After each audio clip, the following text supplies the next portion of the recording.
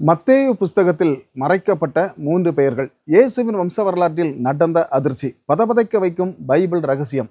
தேவன் ஏன் அந்த 3 ராஜாக்களை அளித்தார்? எசபேலின் இரத்தமும் இயேசுவின் வம்சமும் மனித மூளையை உலுக்கும் அசைக்க முடியாத உண்மை. ஜீசஸ் காலிங் டிவியின் பைபிளில் மறைந்திருக்கும் 1000 மாபெரும் மர்ம முடிச்சுகள் நிகழ்ச்சிக்கு உங்களை இயேசு கிறிஸ்துவின் நாமத்தினாலே வரவேற்கிறேன். மத்தேயு வம்ச வரலாறில் இயேசுவின் தாத்தாக்களில் 3 ராஜாக்களின் பெயர்கள் ஏன் நீக்கப்பட்டது? தேவன் அளித்த அந்த இருண்ட பெயர்களின் மர்மம் என்ன? புதிய ஏற்பாட்டின் முதல் புத்தகம் மத்தேயு 1வது அதிகாரம். பைபிளை வாசிக்க ஆரம்பிக்கும் அநேகர் இந்த முதல் அதிகாரத்தை பார்த்தவுடனேயே இவன் அவனை பெற்றான், அவன் இவனை பெற்றான் என்று பெயர்களாக இருக்கிறது என்று மிகவும் போரடித்து அடுத்த அதிகாரத்திற்கு தாவி விடுவார்கள். ஆனால் அந்த மத்தேயு 1ஆம் அதிகாரத்தில் மனித மூளையை ஸ்தம்பிக்க வைக்கும் ஒரு மாபெரும் சரித்திர மற்றும் ஆவிக்குரிய வெடிகுண்டு ஒளிந்திருக்கிறது என்று சொன்னால் நம்ப முடிகிறதா? இயேசுவின் வம்ச வரலாற்றை மத்தேயு வரிசையாக எழுதி கொண்டு வரும்போது ஒரு குறிப்பிட்ட இடத்தில் இயேசுவின் தாத்தாக்களில் தாவீதின் வம்சத்தில் வந்த 3 மாபெரும் ராஜாக்களின் பெயர்களை அப்படியே வெட்டி எடுத்து விட்டார். பைபிளில் அந்த 3 பெயர்களும் வேண்டுமென்றே திட்டமிட்டு நீக்கப்பட்டுள்ளன. ஒரு நிமிடம் யோசித்து பாருங்கள். உலகத்தின் இரட்சகரான இயேசு கிறிஸ்துவின் வம்ச வரலாறு, அதில் எப்படி 3 தலைமுறைகளை, கிட்டத்தட்ட 100 வருட சரித்திரத்தை ஒருவரால் சாதாரணமாக மறைக்க முடியும்? சர்வ வல்லமை உள்ள தேவன் ஏன் அந்த 3 ராஜாக்களின் பெயர்களை புதிய ஏற்பாட்டின் முதல் பக்கத்தில் வரக்கூடாதபடிக்கு சபித்து அளித்தார்? இன்று எந்த ஒரு உலக சரித்திரமோ கட்டுக்கதைகளோ இல்லாமல் 100% பைபிள் வசனங்களை மட்டுமே வைத்து அந்த 3 ராஜாக்கள் யார் என்பதனையும் அவர்கள் செய்த அந்த மாபெரும் கொடூரத்தையும் உடைக்கப் போகிறோம். மத்தேயு 1வது அதிகாரம் 8வது வசனத்தை மிக கவனமாக படித்து பாருங்கள். ஆசா யோசேபாத்தை பெற்றான், யோசேபாத் யோராமை பெற்றான், யோராம் உசியாவை பெற்றான். நன்றாக கவனியுங்கள். யோராம் என்பவனுக்கு உசியா பிறந்தான் என்று மத்தேயு எழுதுகிறார். ஆனால் பழைய ஏற்பாட்டில் நாளாகம புஸ்தகத்தில் உள்ள ஒரிஜினல் வம்ச வரலாற்றை எடுத்து பாருங்கள். 1 நாளாகமம் 3:11-12.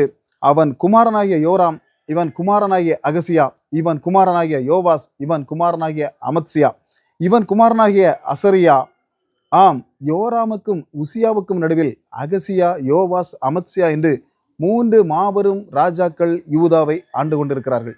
இந்த 3 ராஜாக்களும் அப்பா, மகன், பேரன்.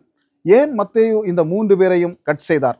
தேவன் ஏன் இந்த 3 ராஜாக்களின் பெயர்களை புதிய ஏற்பாட்டில் இயேசுவின் வம்ச வரலாற்றில் இடம்பெற தகுதியற்றவர்கள் என்று தூக்கி எறிந்தார்? இதற்கு காரணம் இஸ்ரேல் தேசத்தை உலுக்கிய ஒரு கொடூரமான பெண்ணின் இருண்ட இரத்தம் தாவீதின் வம்சத்திற்குள் கலந்ததுதான். பைபிளிலேயே மிக கொடூரமான ராஜாவும் ராணியும் யார்? விக்கிரக ஆராதனையினாலும் சூனியத்தினாலும் தேவனுடைய கோபத்தை உச்சக்கட்டத்திற்கு கொண்டு சென்றவர்கள் யார்? ஆகாப் மற்றும் எசபேல். இந்த ஆகாபுக்கும் எசபேலுக்கும் பிறந்த மகள்தான் அத்தாலியாள். இயேசுவின் தாத்தாவான யூதாவின் ராஜா யோராம் செய்த மாபெரும் பாவம் என்ன தெரியுமா? அவன் இந்த அத்தாலியாளை திருமணம் செய்து கொண்டான். பரிசுத்தமான தாவீதின் வம்சத்திற்குள் எசபேலின் விக்கிரக ஆராதனை இரத்தம் முதல் முறையாக உள்ளே நுழைகிறது. அத்தாலியாள் வந்தவுடனேயே தேவனுடைய ஆலயத்தை விட்டுவிட்டு பாகல் என்ற கொடூரமான விக்கிரகத்திற்கு ஆராதனை செய்ய யூதா தேசத்தை மாற்றுகிறாள். அந்த யோராமுக்கும் அத்தாலியாளுக்கும் பிறந்த மகன்தான் மத்தேயு புத்தகத்தில் நீக்கப்பட்ட முதல் நபரான அகசியா. அகசியா மரித்தவுடன் அவனுடைய தாய் அத்தாலியாள் செய்த கொடூரம் மனித சரித்திரத்தையே நடுங்க வைக்கும். அவள் தாவீதின் வம்சத்தில் உள்ள எல்லா ராஜகுமாரர்களையும் கொண்டு போட்டு தானே சிம்மாசனத்தில் ஏறி அமர்ந்தாள். இயேசு கிறிஸ்து பிறக்க வேண்டிய அந்த மாபெரும் இரத்த வழியை முற்றிலுமாக அழித்து பிசாசின் திட்டத்தை நிறைவேற்ற நினைத்தாள். தேவனுடைய சித்தம் எப்படிப்பட்டது தெரியுமா? அத்தாலியாள் எல்லாரையும் கொண்டபோது யோவாஸ் என்கிற ஒரு சிறு குழந்தையை மட்டும் தேவன் பாதுகாத்தார். தாவீதின் வம்சம் தப்பியது. ஆனால் எசபேலின் இரத்தம் கலந்த அந்த 3 ராஜாக்களையும், அதாவது அகசியா, யோவாஸ், அமத்சியா ஆகிய 3 ராஜாக்களையும் தேவன் ஒருபோதும் மன்னிக்கவில்லை.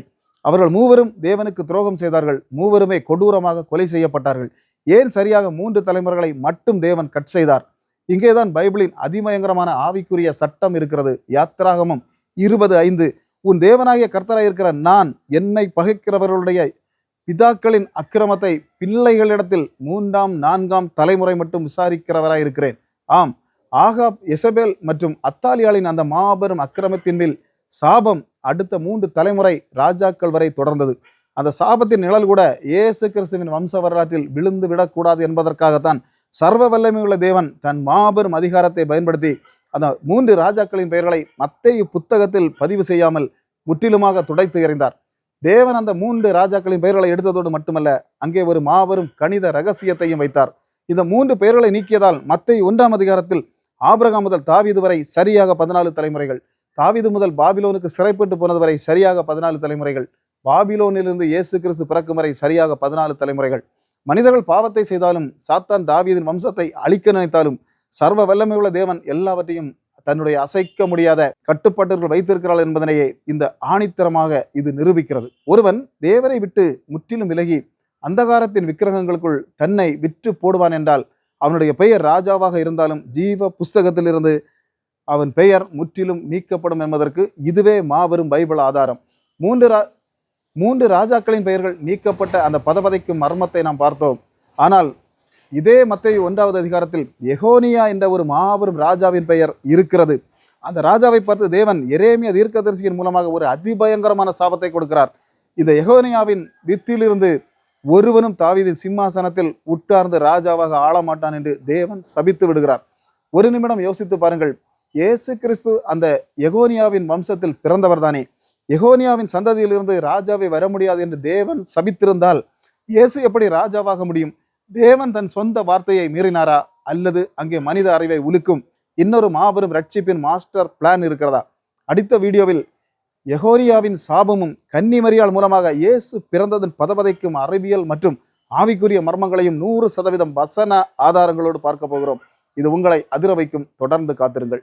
மகாராஜனும் மகாதேவனும் ஆகிய இயேசு கிறிஸ்து சீக்கிரம் வருகிறார். மாரநாதா, இயேசுவே வாரும். கர்த்தர் உங்களை ஆசீர்வதிப்பாராக. ஆமேன், ஆமேன்.